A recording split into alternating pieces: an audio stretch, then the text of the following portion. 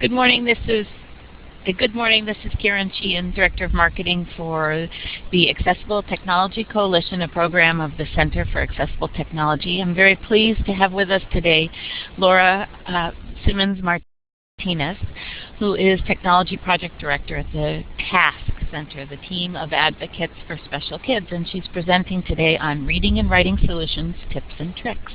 And Laura, I'll hand it over to you. Hi, good morning, everyone. Thank you for attending. I know it's a busy week. I just wanted to get kind of a show of hands if you guys could click the little raise your hand and tell me how many of you are beginners in the assistive technology arena.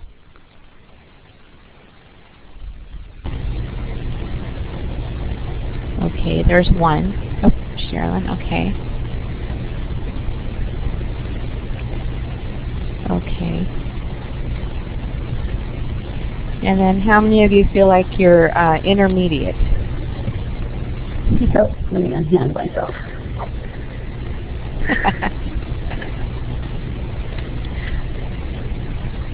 And everybody else feels kind of advanced? How many of you feel like you're advanced? Okay. Pete? Tina?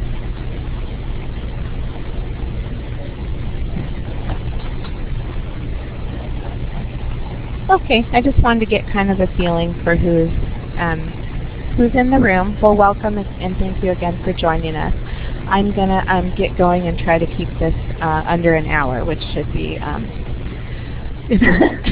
here we go. I tend to talk, so. I wanted to start and tell you just a little bit about TASK and who we are. We're a parent training and information center, and we serve all ages and all abilities. Our service area covers 11 counties in Southern California.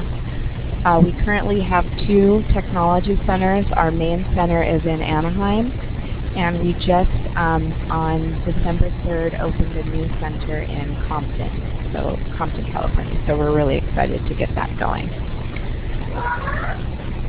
I just went ahead and listed some of the services that we offer. I won't go through them, but I've put them there for your information. And if you have any questions at all, feel free to call or email me, and I'll give you my email at the end. Okay, so what is assistive technology? I went ahead and put the federal definition. Any item, piece of equipment, or product system, whether acquired commercially off the shelf, modified, or customized, that is used to increase, maintain, or improve functional capabilities of individuals with disabilities. Typically, it can be anything that can help someone with a disability do something easier, better, faster, or with less assistance. Okay, so before we begin, I want you to think about your consumer or consumers or the students that you're working with. And the first question I always ask is, what would you like them to be able to do with the use of assistive technology? Also, what is their learning style? Do you know or do they know? Are they hands-on learners? Are they auditory or visual? And we'll talk a bit about that in a minute. Think about their learning or work environment. Are there a lot of visual or auditory distractions going on? And if so, what can be done to adjust the environment?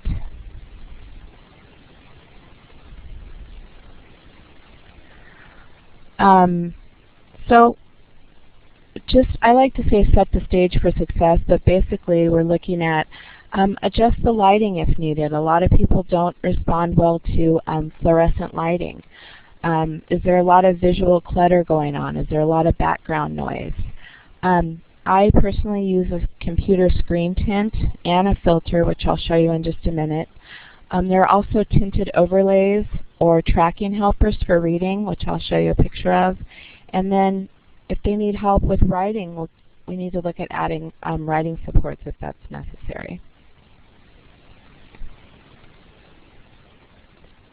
So these are just some sample distortions of what print might look like to someone who has scotopic sensitivity, or which is also known as Irlen syndrome, or a learning disability, dyslexia, something like that.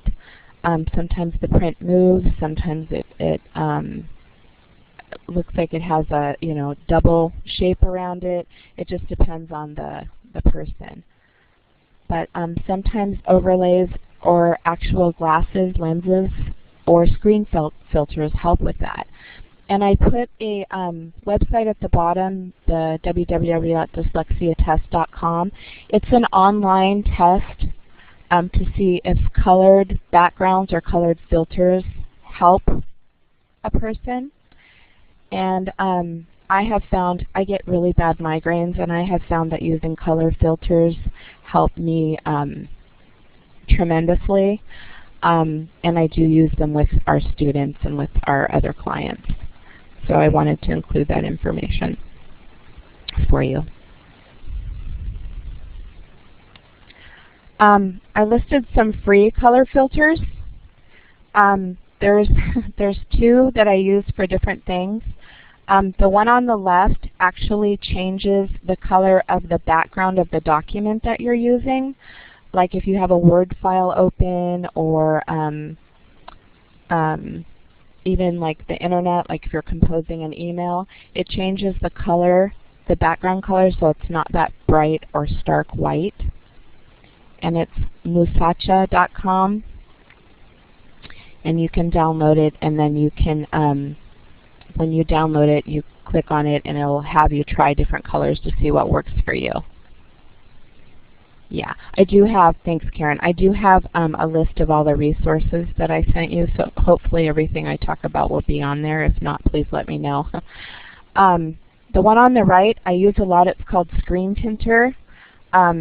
There's a light version that's free, and then there's a version that you can purchase that does more. I use the light version, and what it does is it puts a colored filter over everything on your screen. So my color happens to be light blue, and it just looks like a filter over the screen that comes on. I have mine set to come on when my computer comes on, and it helps with the bright, stark whiteness, and it seems, for me, I don't have as many headaches,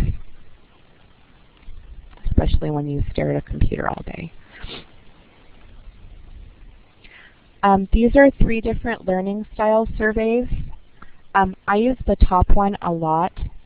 There are questions you go on, and when you're done answering the questions, it comes up and it tells you what type of a learner you are, visual, auditory, or kinesthetic. And then it gives you tips on how to best study or ideas on how to learn.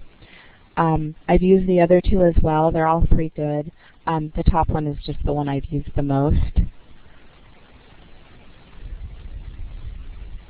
Does anyone have any questions before we move on?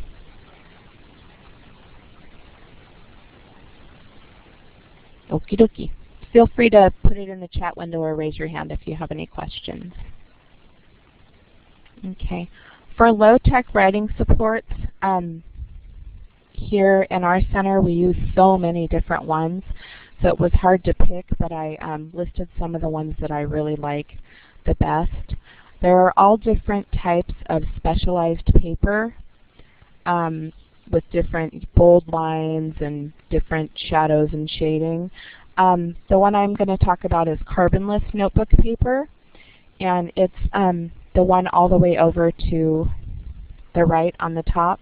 And what it is it's paper that you can have someone in the class that takes good notes, or the person that sits up front that takes good notes, you can have them be the note taker for your student, and when they're done they just tear off the back copy. It's NCR paper or carbonless notebook paper. And we do have several students that have these either written into their IEP or written into their other plans depending on where they are. And that's available through Onion Mountain Technology, which will be on your resource sheet.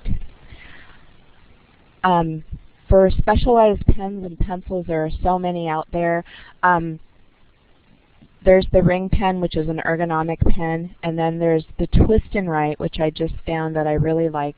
It's the blue one at the bottom, and it's an ergonomic pencil. It's a you just twist it and the lead comes out, and they also have a pen version that I really like.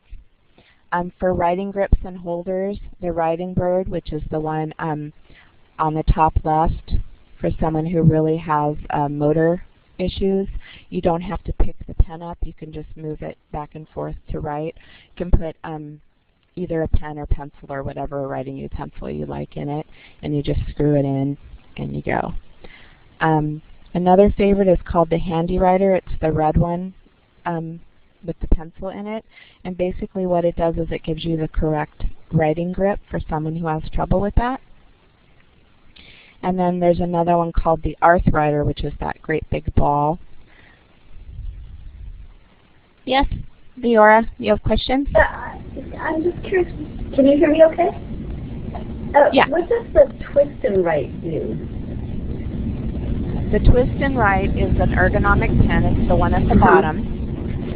And you just stick your finger through it. It's short. You just stick your index finger through it. And it's just a simpler, easier grasp for some people. Okay. And I know a lot of our students that take occupational therapy, they have them write with smaller, shorter pencils. It's just sometimes easier for some of the students. Okay, thank you. You're welcome. And then the final one is the Arthwriter, which is a big plastic ball that you can put any size pencil, pen, or marker in and twist it. I know years ago we used to use tennis balls and poke holes through them, and styrofoam balls and things like that. This is very similar to that, only it's just made specifically for this. Really good for seniors and people who have arthritis or repetitive stress issues. For low-tech visual and reading supports, there is a lot of things out there. Again, I listed the ones that I use the most. The magnifying bar, which is the one that's over the thing that says Lottie Kit, the one on the top left, really helpful. It's got a slight magnifier, and then it's got a yellow line that goes through the middle, like a yellow highlighter, and it helps track whatever you read. And I have two sizes, one that fits like the page of a book, and one that fits a 8.5 by 11 sheet, or 8.5 by whatever, I guess. Really easy, under $10, and nice for those of us that are over 40 and starting to have trouble reading tiny print. The other thing I like a lot is called the Reading Helper, and it's on the bottom with the pink stripe. And it comes in all different colors, and what it does is it blocks out the line above and the line below what you're reading, and just helps you stay on one line and focus on what you're reading. Another one are the heads-up frames, which is the pink square on the right, and those are help with reading. But I like to use them for math to help isolate math problems. If you have too many on one page, it kind of helps focus on one at a time. There's also highlighter tape, which comes in different widths, 1 line, 2 line, a whole paragraph, that you can use for textbooks. They can highlight what they need, and then when you peel it off, it doesn't remove the print or the text or harm the book in any way. And then erasable highlighters are nice. They, it's on the bottom right. Basically anything that you need to highlight, you can highlight, and then the white part of the highlighter, you go over it and it erases it and doesn't do any damage to the books. And then finally, Erlen color filters are colored sheets, see-through sheets, just like the one on the top right, but it's a whole page. And I found this to work with a lot of students that have trouble with text moving or jiggling or having letter reversals and things. Not for everyone, but it works for some. Are there any questions on those?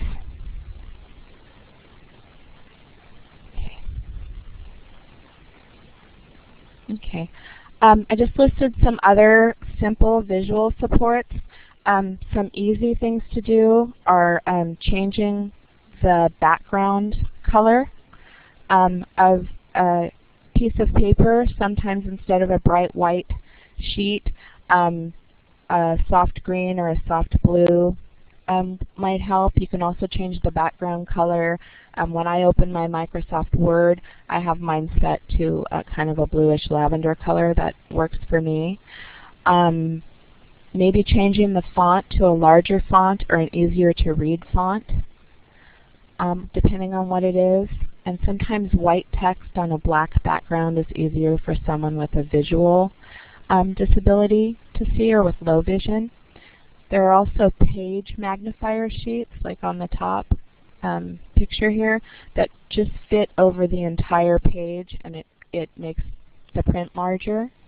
And then there are signature or pocket reading guides, like the one on the bottom, where you can slide them as you read and go a couple words or a sentence at a time.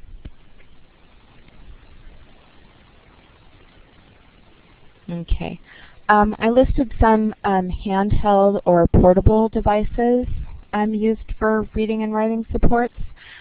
Digital tape recorders are really nice if you have someone that can tell a great story but has trouble writing. I usually have them turn on the recorder and tell the story, and then when they're in a more comfortable environment, like at home or wherever, they can play it back and remember what they wanted to talk about and keep rewinding and playing it back as they need it.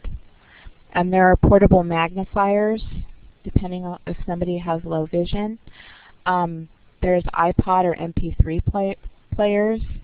And then Franklin products like the dictionaries, thesaurus, and spell checkers.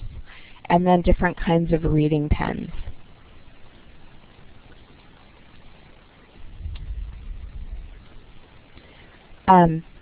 The one that I love lately is called the LiveScribe Smart Pen.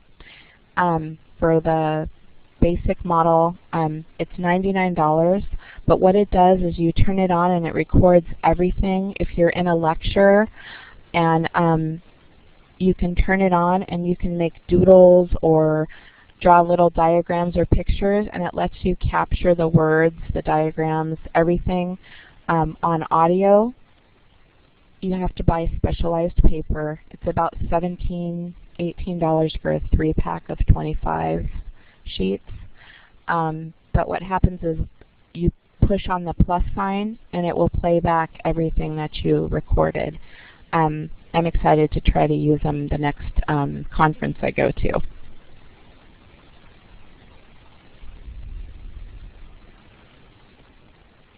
Okay, auditory supports for reading.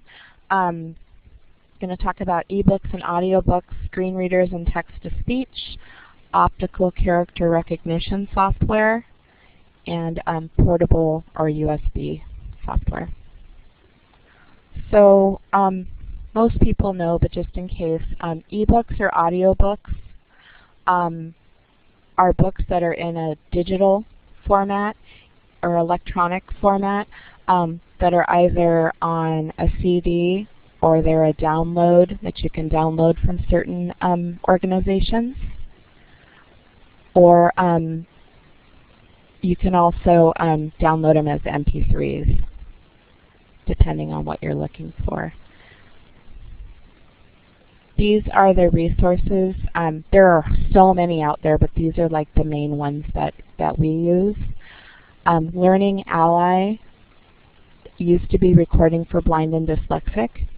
You do need to have a yearly membership for theirs.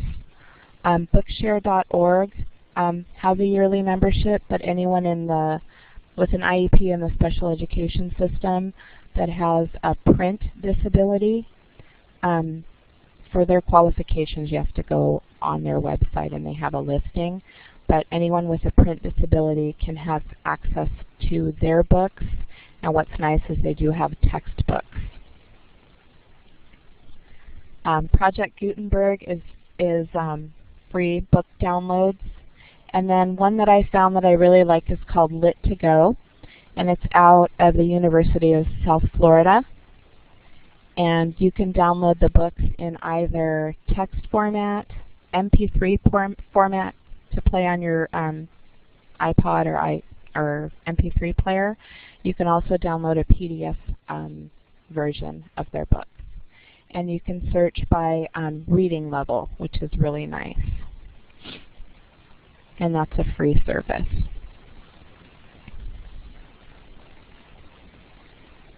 Okay, so text-to-speech programs, there's basically two different types. One is a screen reader, which is software that reads the contents of the computer screen out loud. And then optical character recognition is software that converts a scanned document to a text file. So basically you take a book or a piece of paper, put it on a flatbed or on a scanner, it scans it in, it manipulates the text and changes it so it can be read out loud, and you can also move it around or make the text larger or smaller, whatever you need to do. I listed some of the most commonly used screen readers or text-to-speech products. Browse Aloud is a free web reader, and a lot of websites at the bottom, they'll say click here and it's Browse Aloud enabled. Read Out Loud by Don Johnston, I probably use the most. It has, they all have computerized voices, but Read Out Loud has a less computery voice. Read Please is a free web reader, text reader. And then they have a version that's a paid version that has more changes you can make to it. Natural Reader is, they have a Mac version and a PC version that's free. JAWS stands for Job Access with Speech, and that's made for blind and low vision users, as is Window Eyes, same. And then Thunder is a free screen reader.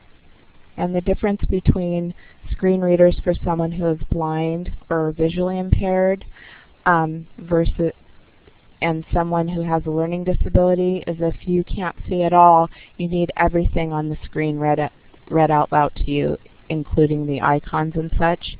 Whereas you have a learning disability, you probably just want the text read out loud to you. Any questions? Okay.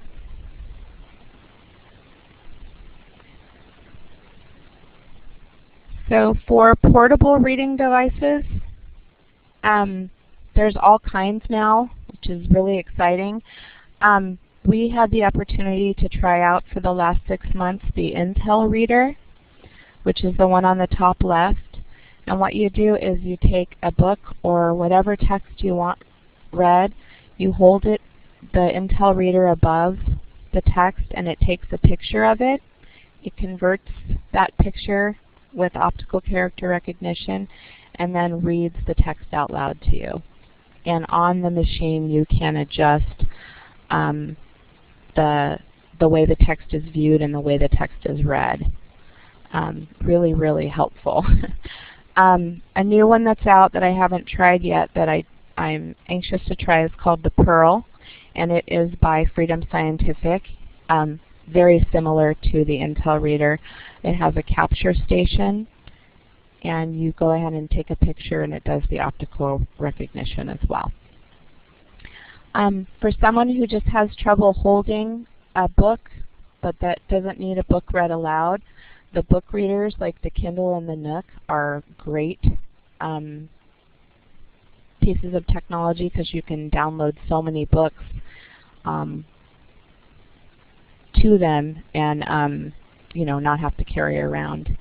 Leroy, did you have a question? How accurate are the OCR readers?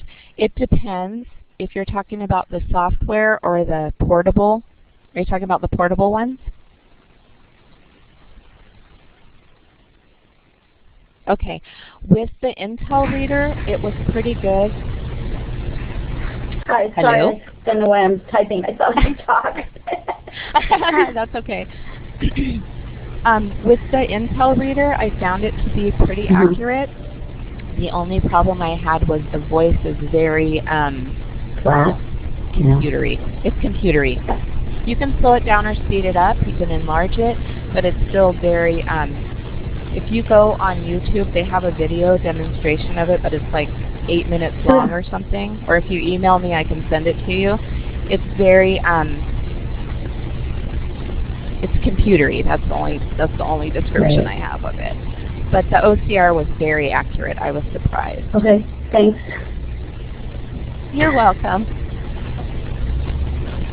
And then, of course, on the iPad now we have the iBooks that are built in, which is very similar. We also have Kindle and Nook apps that you can download to your iPad. There are other reading apps, which I'm going to talk about in a little while, for the iPad or the iPod or the iPhone. Another one I've tried is the Classmate Reader, which is the one on the bottom right, and it has, it's distributed by Don Johnston. It's made by Humanware, but it is where you can download books to it and have them read out loud, very similar to the Intel reader. My biggest problem with all of them is the cost. I'm hoping the cost will eventually come down. And then finally, there are all kinds of digital book players out there. The one that we have that I've got to play with for a bit is the Victor Reader. And it was, this particular one that we have was made for someone that is legally blind, and she downloads all her books onto the Victor Reader and has them read digitally, auditorily, sorry, to her. Again, computerized voice, but not as computery. You can also get downloads from Recording for Blind and Dyslexic or Learning Ally that you can download to these, and they're actual people that are go in a booth and read the book. So it's if you get the ones for Learning Ally, they're actually human voices.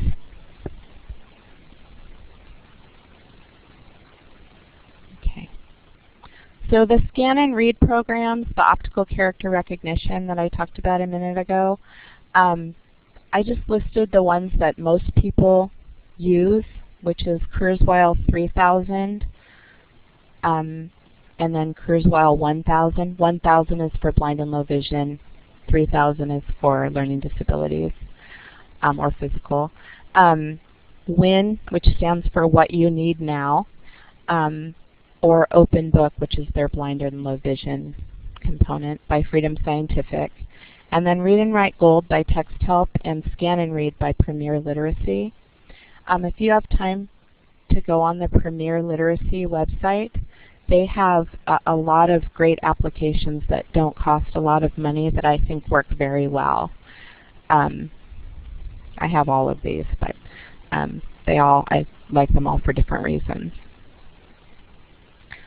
This is a screenshot of WYNN. I just wanted to show you on the left is a scanned in page of the book Mutiny on the Bounty. And then on the right is the same book but altered and changed, where you can change the font, you can change the size, you can spread the words out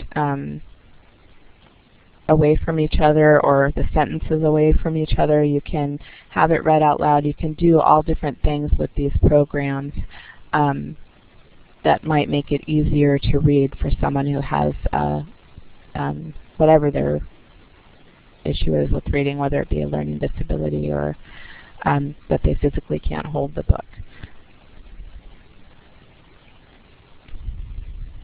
Okay.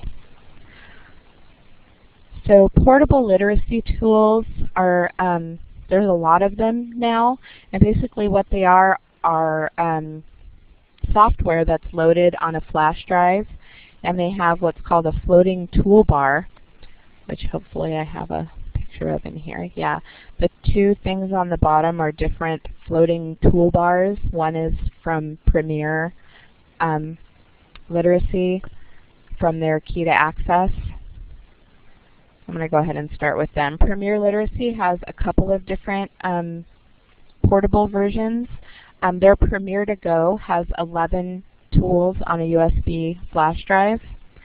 And then their Key to Access, which I have, has those same 11 literacy tools on a flash drive, but it also has a built-in MP3 player and digital tape recorder. And that's about $350 for all of that, or $379 I think. What's nice about that is you can take it from class to class, or you can take it to a library, or if you don't have a computer, you can take it anywhere with you. Plug in the flash drive, the tools pop up. You don't have to install anything. You can use it right there from the flash drive. And they have tools like an e-reader, a talking word processor. They have something that converts text to audio. They have a scan and read component, and lots of other tools, but those are the biggest. Another one I found is ClaroRead, which is the toolbar on the bottom, and it has things like a homophone checker, a nice spell check. It has built-in word prediction. If you have time, I would say investigate to see what works for you, or if you're in the area with a, that has a technology center where you can come try things, that's what I would do. Diana, did you have a question?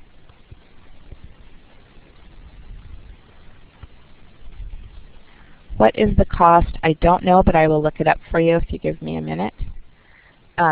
We have 1,200 pieces of software here, so it's hard for me to remember what's what, but if you give me a minute, I'll look it up for you. In the meantime, does anybody else have any questions? Or we'll move on.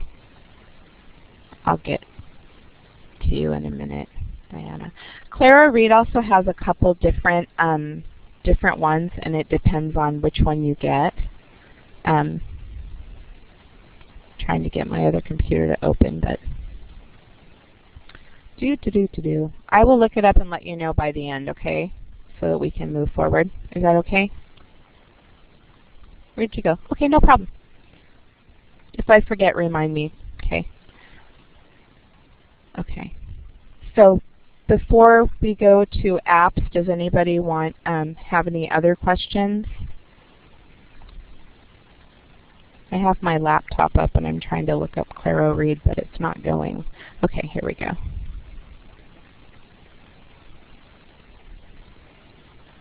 Karen, did you have a question?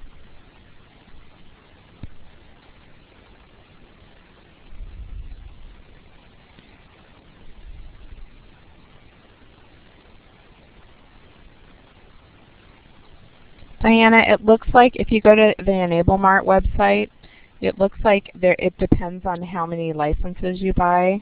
Oh, wait a minute, this isn't the USB one. Hang on.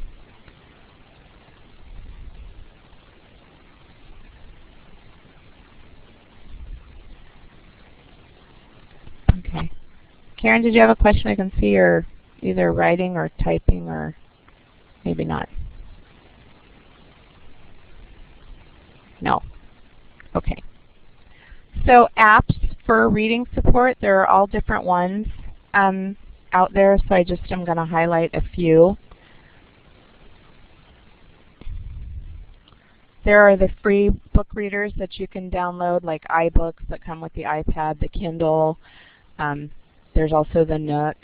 There's an app that's free called Free Books, and I don't know why they picked this number, but it's 23,469 books that you can download for free, and then it comes with an e-reader that reads it out loud.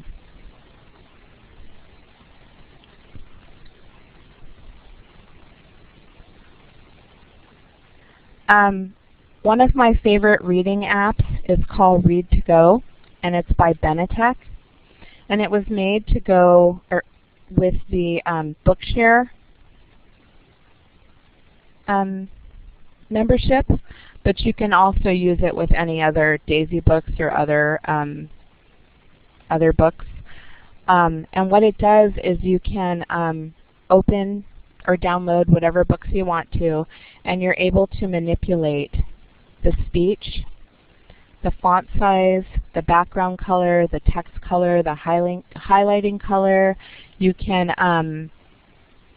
highlight it word by word, sentence by sentence. It does a lot for the $19.99, which is kind of a lot for an app. Fully worth it, and it does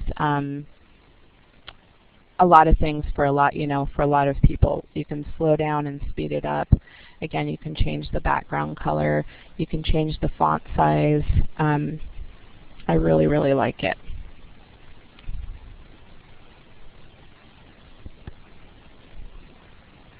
Okay. So for vision enhancement,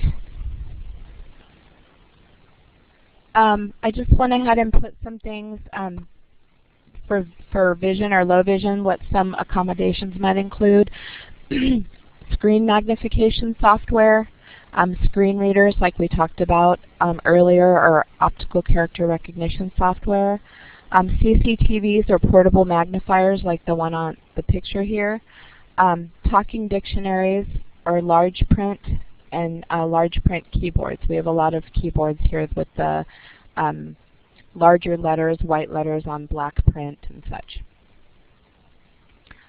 I found a couple. I listed the popular screen magnification software like Magic by Freedom Scientific or Zoom Text by AI Squared and WYNN. But I found 2 free downloads. Being nonprofit, we're all about free. 2 free downloads. One is the Iconico magnifier, and one is the virtual magnifying glass, which looks like you're looking through a magnifying glass. The little square up there in the picture is that one. And then, of course, there's free magnification built into Windows and Mac operating systems. You just have to go into the accessibility features to turn them on.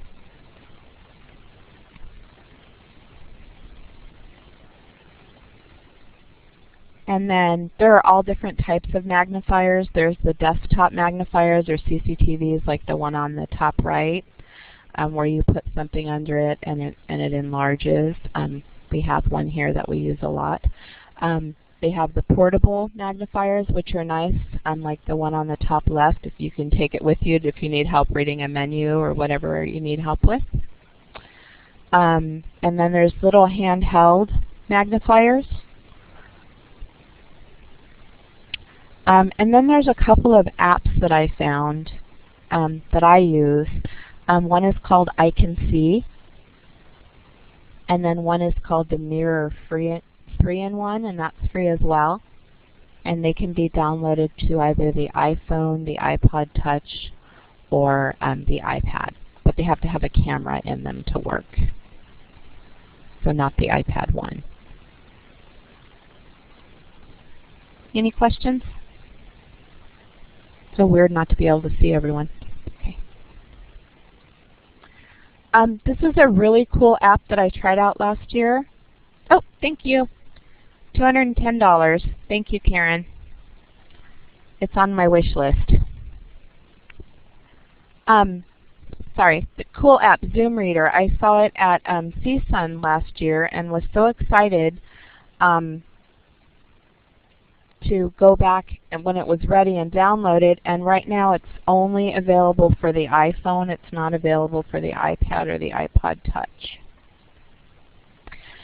So those of you that are lucky and have your iPhones 4 and up, you can download this app, and you actually take a picture. You can snap a picture of something. It'll convert it using OCR software and then read it back to you.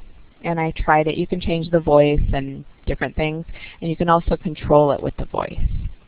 I tried it at CSUN. It works great, and I'm just bugging them to death until they make it work on my iPad or my iPod Touch.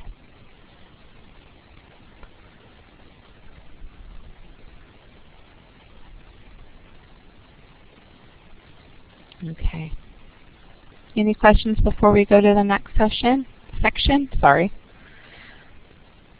Okay, computer-aided writing. I'm going to talk a little bit about abbreviated expansion, graphic organizers, talking word processors, word prediction, and voice recognition.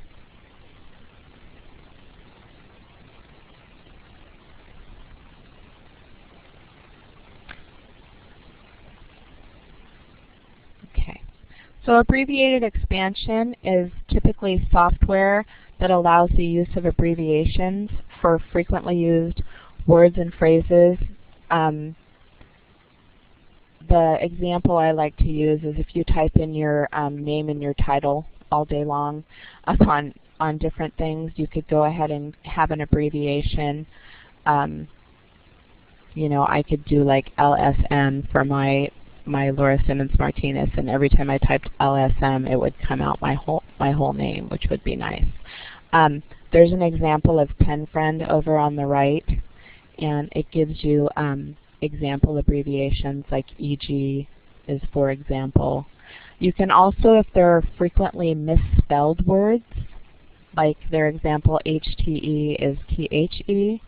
I have a couple of clients that they have words that they commonly misspell, so we go ahead and key it in so that if they do that, it comes out correctly. The only caution is that if you're really trying to spell something different, it may autocorrect for you. So the different products, there are so many out there. I went ahead and listed 2 websites on here that talk about abbreviation expansion or abbreviated expansion. The bottom one, the customtyping.com, has tutorials and lets you try different ones of the abbreviated expansion programs.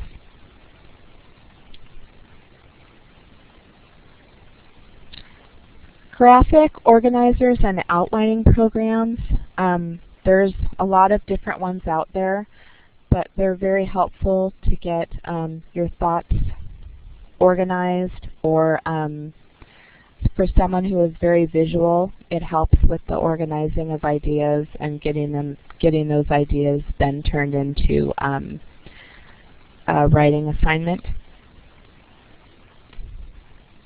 There are all different software products out there: Inspiration, Draft Builder, Smart Ideas, and the one I use the most is probably Draft Builder. There are templates that you can open, like Persuasive Essay or Compare and Contrast, or something as simple as a book report, and it helps cue the writer in on what, it helps pull information out of them. There are a few apps that I found, Simple Mind, Idea Sketch, and Total Recall, that work on mind mapping. Talking word processors. Basically, with a talking word processor, whatever you type in, it speaks out loud. Usually most of the talking word processors also, you can change the font and the background color and the foreground color and the text and all that. I went ahead and listed those that are used probably most often. And I wanted to point out WordTalk, which is a free add-on for Microsoft Word.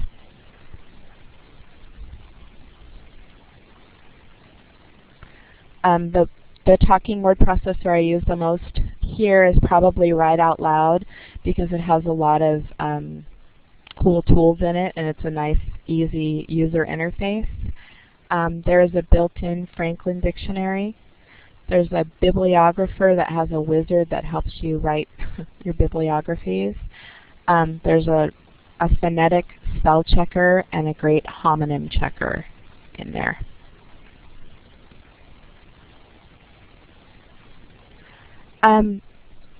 Lately I've been getting a lot of calls about contextual spell checkers, which are programs that check the grammar and the spelling and the punctuation and such. A lot of word processors just check the spelling and nothing else.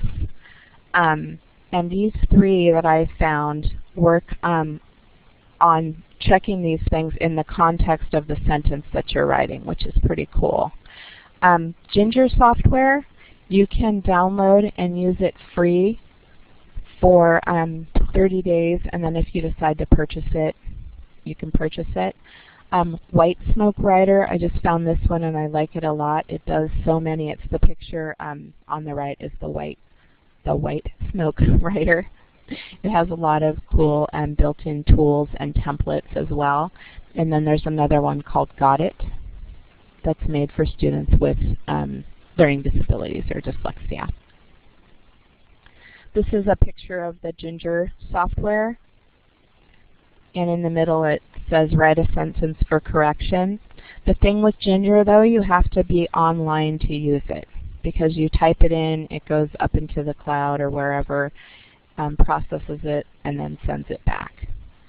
So this is supposed to say the judge ruled against him.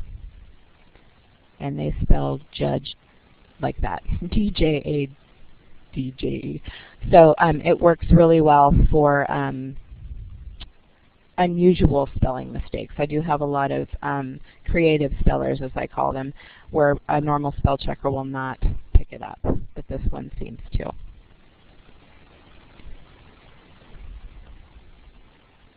Word prediction programs or word completion programs. I usually explain them like when you're doing texting, how the words pop up for you to choose. The ones that are made for persons with special needs usually are contextual spell checkers, or they're word predictions programs that, like Co-Writer, it won't predict a word that can't follow the last word you typed in, if that makes sense. So if it doesn't make sense, it's not going to predict it. There's also Read and Write Gold. There's a word prediction component to it. WordQ, Premier Predictor Pro, Prototype, and Soothsayer are all word prediction programs. There are also a couple of word prediction apps that I use, ZenTap Pro and Typo. And the difference between them, I know there's a kind of a big price difference, is Typo reads out loud.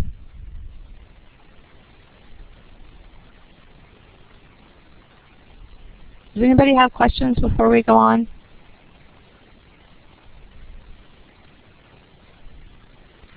Okay, so for voice recognition, basically you talk into the microphone and it prints out.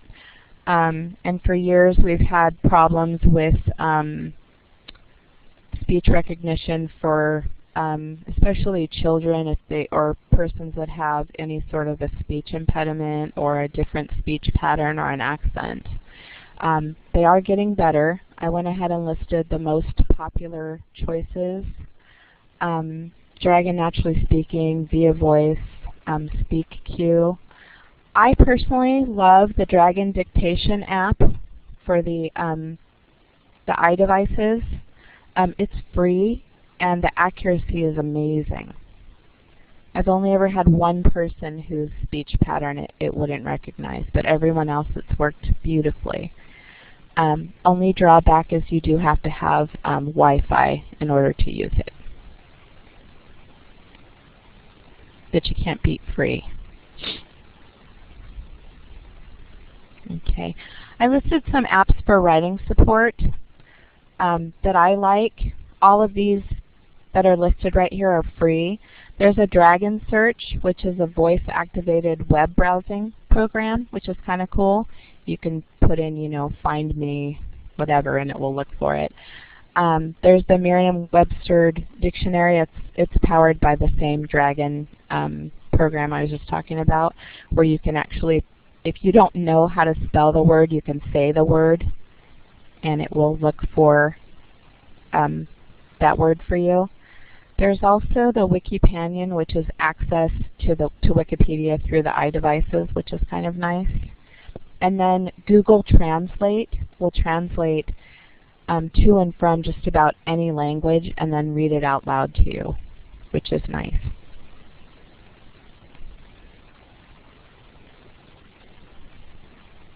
And then, does anybody have any questions on anything that we've covered?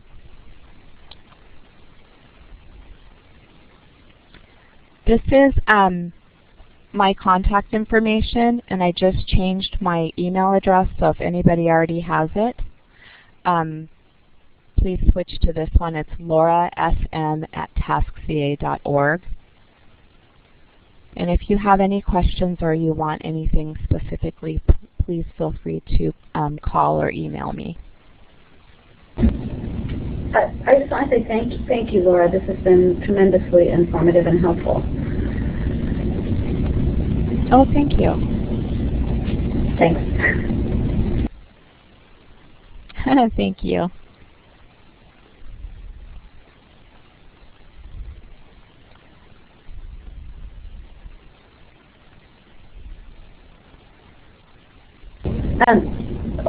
Laura, will you email us the recording, or I know you said that at the beginning. I just can't remember. Hi, this is Karen. I have to ask Karen. Okay. This is Karen. I will send out a link to the recording and post it on our archives webpage once it's they have to process it, and then they send me an email to say that it's done, and then I'll send you the link, and I'll also send you where you can find it on the archive page, so if you want to view any of the other webinars we've done. I'll also send out versions of the presentation, and Laura did a document that lists all the resources, so I'll send those out along with the link to the archive. All right. Thank you both so much. Oh, good. Okay. You're welcome. Oh, you're welcome. Okay. All right. Bye-bye. Thank you, Laura. This has been great. And I'll mention just one thing real quick, but I'll follow up with an email. I just worked with a gentleman who runs disability services at UC Davis, and he has launched a listserv where we can all get together and post our information about mobile apps that we like for iPad, iPod, and Android devices. And so it kind of hopefully will become that central location where people can go and see, you know, what's worked, what hasn't worked, who is it working for, who is it not working for, you know, that kind of thing. So I loved that you brought up a bunch of iPad, iPod type apps in your presentation. So I'll send out that information. Yeah, that's the big thing right now. It is, Thank you so much, it's Karen. so portable, these devices. Yeah, especially for kids as they get older and need to be really independent about having a communication device. It's great when it's integrated into a computer. For people who are on Facebook, there's a really cool open group on Facebook called I Teach Special Education. And it's all about using iDevices in special education. And they're always posting like free apps or discount apps or opinions and things like that. Do you remember what the group is called? Yeah, it's called I Teach Special Education, little I and then teach, all one word. Okay. Thanks. No problem. Yeah, it's a really nice group.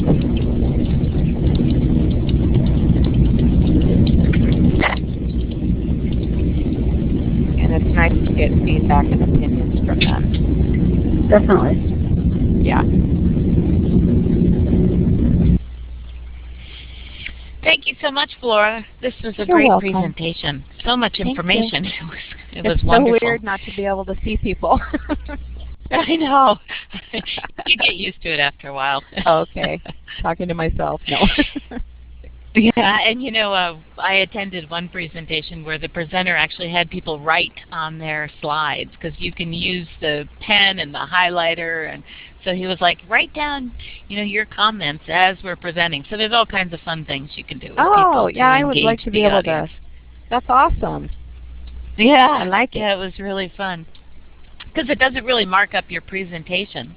It just gives people a chance to interact. Yeah. So. Yeah, Sam used to passing things around and letting everyone play with it, and it's just different. Yeah, that's a good point. Well, thank you again, and to everyone, happy holidays and happy New Year. Yeah, happy holidays, everyone. Thank you. Bye, Karen. And bye, Laura. Bye.